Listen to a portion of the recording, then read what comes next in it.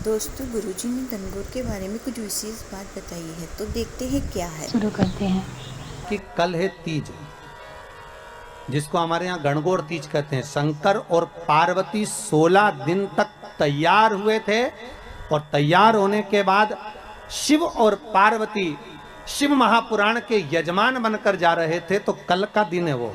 कौन सा दिन है कल का? गणगौर तीज का दिन, कल का दिन।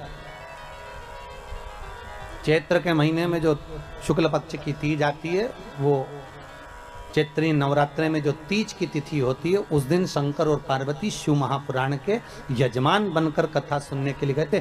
16 दिन तक पार्वती और शंकर का श्रृंगार होता है। उसमें से आज का दिन सिंधारा दूज का होता है। क्यों सिंधारा दूज कहते हैं? सिंधारा दूज का मतलब क्या है? क्यों हिंदू धर्म में सिंधारा दूज मनाई जाती है? किस लिए? आज पूरे भारत की भूमि पर कई माताएं हाथ में मेहंदियां लगाती हैं, चूड़ियां पहनती हैं, सुंदर चुनरी पहनती हैं, माँ ब्रह्मचारिणी का पूजन करती हैं, माता का आराधना करती हैं।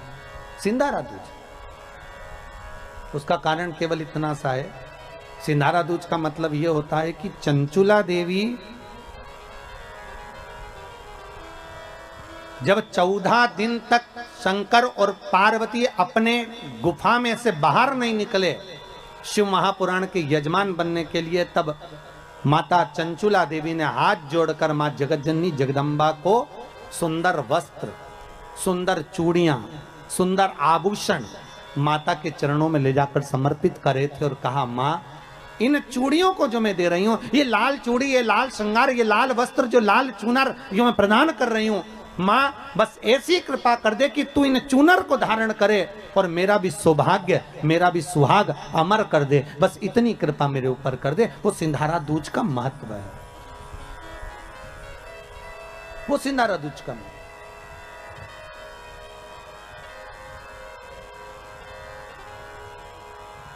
आज भारत की भूमि की सभी माताओं को सिंधारा दूज का बहुत बहुत बधाई। माता पार्वती, गणगौर महारानी, ब्रह्मचारिणी महारानी, माँ जगतजननी आपके सुहाग को अखंड सौभाग्यवती बनाए, यही भगवान से प्रार्थना। जैसे चंचुला देवी ने माता पार्वती से निवेदन करा था, आप भी एक भाव से निवेदन करें। हे मां, हे दया करने, आप कृपा करें।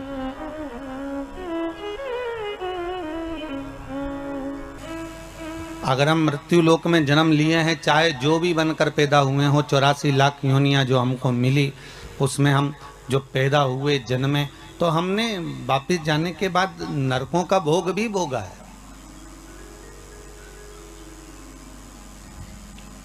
पर हो सकता है कि वो नरकों का भोग भोगते भोगते जब हम थक गए हों, तो भगवान से ही हमने प्रार्थना कर ली हो कि प्रभु अब तो क्षमा करो और एक काम करो कि अब हमको वापस मृत्यु लोक में जन्म दे दो, बाकी का बचा कुचा वहां पर भोग लेंगे।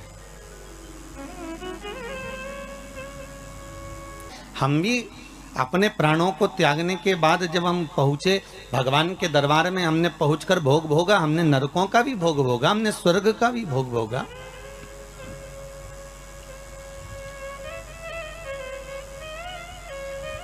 हमने नरक का भोग भोग लिया। पर जब नरकों का भोग भोगने के बाद हम थक गए, हम परेशान हो गए और बहुत ज़्यादा हताश हो गए, तब भगवान से कहा, अब हमारी छुट्टी कर दो और हमारा एक पर्चा लिख दो, हम नीचे जाके ले लेंगे। अर्थात जो बचा कुचा भोग है नरक का, बचा कुचा दुख है, तकलीफ है, कष्ट है, वो मनुष्य के शरीर में हम नीचे आकर क्यों भोग रहे हैं? क्योंकि हम उस परमात्मा से पर्चा लिखवा कर लाए हैं कि हमको बाकी का भोग हम घर जाकर भोग लेंगे, हमको जाने दीजिए, हमको यहाँ रहना नहीं है, अब हमें यहाँ से मुक्त कर दीजिए, अब हमको यहाँ से जाने दो, यहाँ सुख का भान नहीं हो रहा, अब हमें जाने दीजिए। बस यही जीवन है। दुख और सुख मानव के जीवन के पहलू हैं। और संसार सागर में अगर उसने जन्म लिया है, संसार सागर में अगर वो आया है, संसार सागर में अगर उसका जन्म हुआ है, तो संसार सागर में जन्म लेने के बाद उसको सुख और दुख का भान तो करना ही पड़ेगा, सुख और दुख का स्मरण तो करना ही पड़ेगा। उसको कर्मों का भोग तो भोगना ही पड़ेगा। इसलिए हम बार बार कहते हैं कि मत बुरे कर्म कर बंदे वरना पछताएगा, भगवान की आंखों से तू बच नहीं पाएगा, तू बच नहीं पाएगा। अरे ओ अज्ञानी मत कर नादानी। इस संसार सागर में जन्म लेने के बाद हमारे को जो भोगना है वो कर्म के अनुसार भोगना है, हमें कर्म के अनुकूल रहना है। अगर थोड़ा भगवान का भजन मिल रहा है, थोड़ा स्मरण मिल रहा है, थोड़ा संकीर्तन मिल रहा है, थोड़ा इस मानव के शरीर को पाने के बाद अगर हम भगवत भक्ति में कहीं डूबे हुए हैं तो ये परमात्मा की कृपा से ही डूबे हुए हैं, परमात्मा की दया से ही डूबे हुए हैं। और वो परमात्मा की कृपा, परमात्मा की दया सुख का मूल स्थापित करने वाली, सुख मूल को देने वाली। देखिए झाड़ू जो बनाई जाती है ना, वो स्वतः ही कचरा है। उस कचरे को साफ करने के लिए झाड़ू में बंधन होना जरूरी है। अगर वो बंधन होगा तो वो कचरा साफ करती रहेगी। उसी तरह संसार सागर में आने के बाद परमात्मा का बंधन इस मानव देह के साथ होना जरूरी है, इस आत्मा के साथ होना जरूरी है। जब ये मानव के साथ में, मानव देह के साथ में, इस आत्मा के साथ में परमात्मा का बंधन होगा तो उस बंधन से वो संसार के काम, लोभ, विषय, आसक्ति, तृष्णा के कचरे को साफ कर सकता है। उस बंधन का होना जरूरी।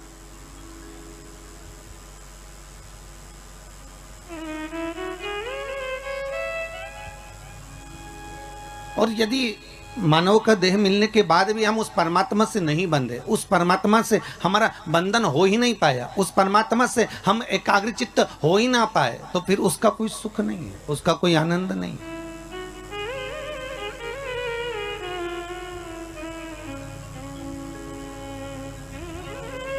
ये बंधन ये परमात्मा का है।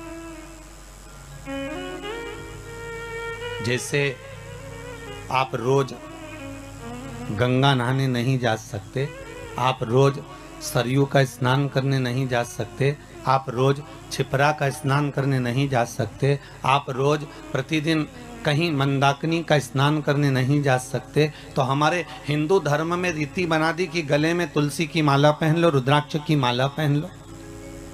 तो क्या तुलसी और रुद्राक्ष पहनने से होगा क्या? तो हमारे यहाँ शास्त्र वर्णन करता है कि हम गले में जब तुलसी की माला धारण करते हैं, हम गले में जब रुद्राक्ष की माला धारण करते हैं, एक लोटा भरा हुआ पानी भी अगर हमने अपने शरीर पर डाला तो वो तुलसी और रुद्राक्ष से होकर जब इस श्री विग्रह पर, जब इस शरीर पर जाता है, वो पानी तुलसी का लगा हुआ, वो रुद्राक्ष का लगा हुआ जल जब इस शरीर पर जाएगा तो हमें गंगा, यमुना, सरयू, सरस्वती सबके स्नान का पुण्य एक साथ प्राप्त हो जाएगा। मात्र उस जल का स्पर्श हो जाने पर, तुलसी के जल का,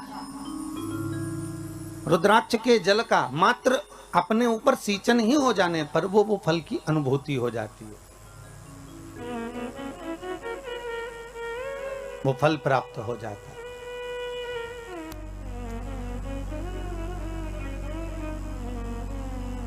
क्यों ना पहने? आप में से हम विचार करें, जितने लोग टीवी चैनल के माध्यम से कथा सुन रहे हैं,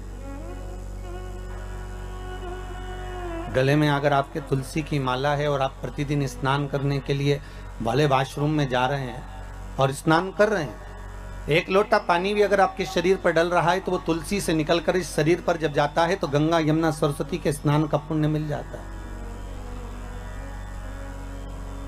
गले में अगर रुद्राक्ष की माला है, आप अगर स्नान करें और रुद्राक्ष का जल आपके शरीर पर जा रहा है तो उसका फल 1000 गुना प्राप्त हो जाता है, 1000 गुना फल। अरे कितना सुंदर भाव कहा है महाराज जी कि स्कंद पुराण में 16 मुखी तक रुद्राक्ष का वर्णन है, शिव महापुराण में 14 मुखी तक रुद्राक्ष का वर्णन। शिव महापुराण और स्कंद पुराण कहती है कि मात्र अगर रुद्राक्ष का जल ही, केवल एक रुद्राक्ष का, अगर असली रुद्राक्ष अगर आपके पास में है और उसको पानी में गलाया गया है और उसका जल ही अगर हम आचमन कर लिया तो उससे भी हजारों रोग हमारे समाप्त हो जाते हैं। मात्र रुद्राक्ष का जल का आचमन ही कर लेने पर वो औषधि का कार्य भी कर जाता है, वो आनंद की अनुभूति भी कर जाता है।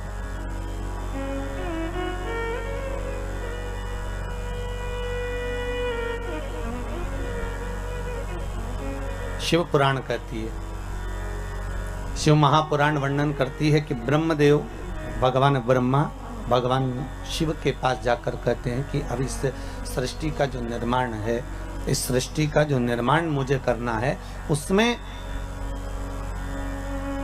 संसार की जितने जीवों का हम निर्माण करेंगे उन जीवों को जीवित रहने के लिए कुछ ना कुछ सुख हमें किसी के साथ जोड़ना पड़ेगा।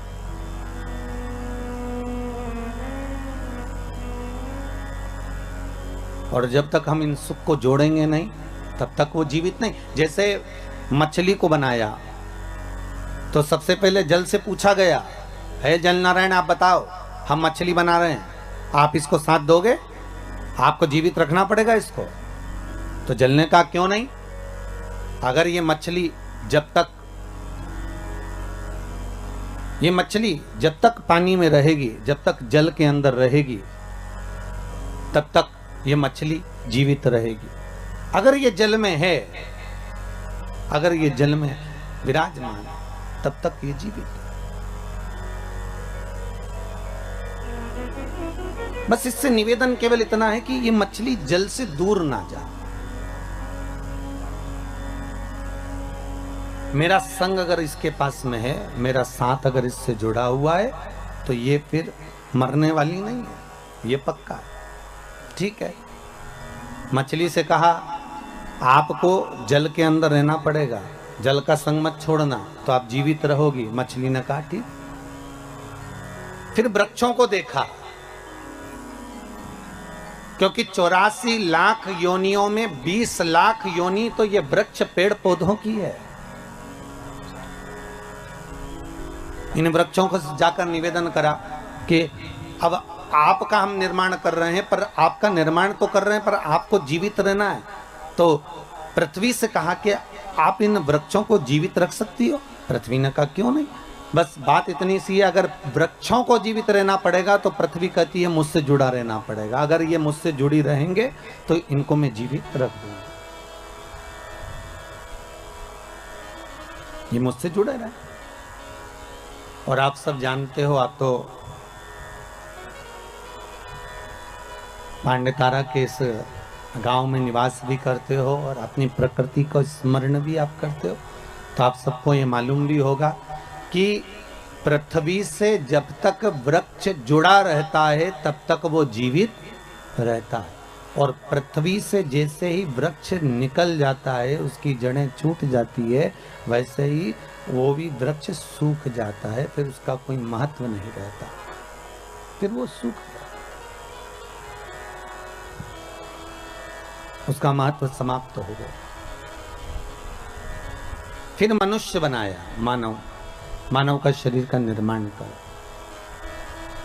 तो मानव शरीर का जब निर्माण करा तो ब्रह्मदेव ने डायरेक्ट जाकर भगवान देवाधिदेव महादेव से निवेदन करा, भगवान शिव से, हर हर महादेव। भगवान शंकर ने पूछा क्या बात है ब्रह्मा जी, आज तो आप हमारे पास में आयो हो क्या गया ऐसा, कैसे आना होगा? ब्रह्मा जी कहते हैं महाराज जी बस आने का कारण केवल इतना सा है कि अब हम मनुष्य का निर्माण कर रहे हैं, मानव शरीर का निर्माण कर रहे हैं, तो मानव शरीर को जीवित अगर रहना है, मानव शरीर को अगर मनुष्य शरीर को बनाए रखना है, तो उसके निर्माण में आपकी जरूरत है। शंकर जी ने पूछा वो कैसे? शिव जी से ब्रह्मा जी ने कहा कि संसार को अगर श्वास प्रदान करने वाला है, संसार को अगर दुख का नाश करने वाला है, संसार को अगर जीवित रखने वाला है, संसार को अगर मनुष्य देह को स्थिर रखने वाला है, तो वो देवाधिदेव महादेव है, वो शंकर है।